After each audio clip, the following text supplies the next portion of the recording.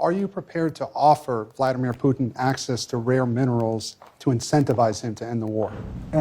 We're going to see what happens with our meeting. We have a big meeting, and it's going to be, I think, very important for Russia, and it's going to be very important for us, and important for us only that we're going to save a lot of lives. Look, last week they lost 7,251 people, mostly soldiers, Russian and Ukrainian soldiers.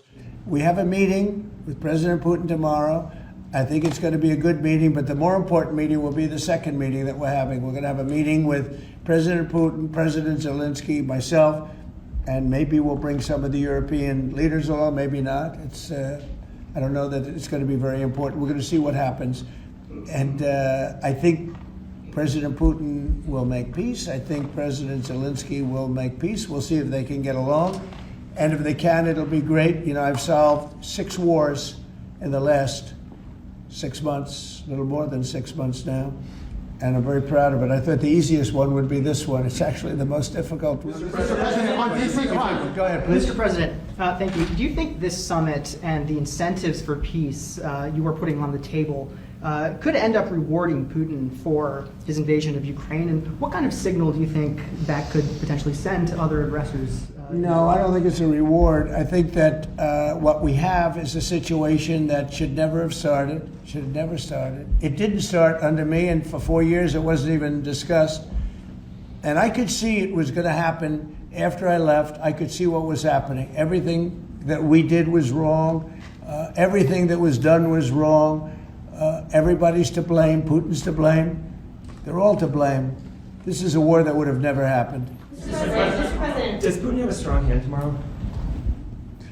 Well, he came to our country, and I heard CNN fake news talking about that was a big win for him.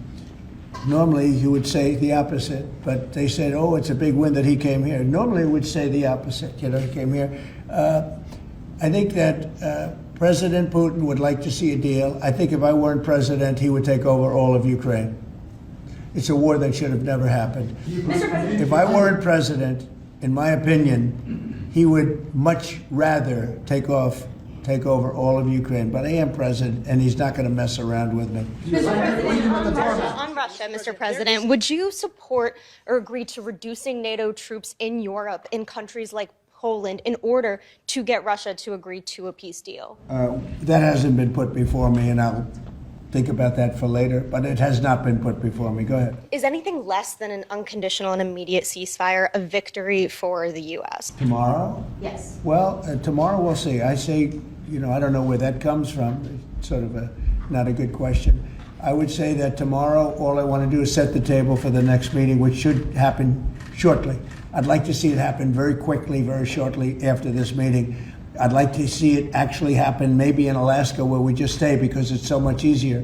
But I think that it's going to be very interesting. We're going to find out where everybody stands, and I'll know within the first 2 minutes, 3 minutes, 4 minutes, or 5 minutes, like we tend to find out whether or not we're going to have a good meeting or a bad meeting. And if it's a bad meeting, it'll end very quickly.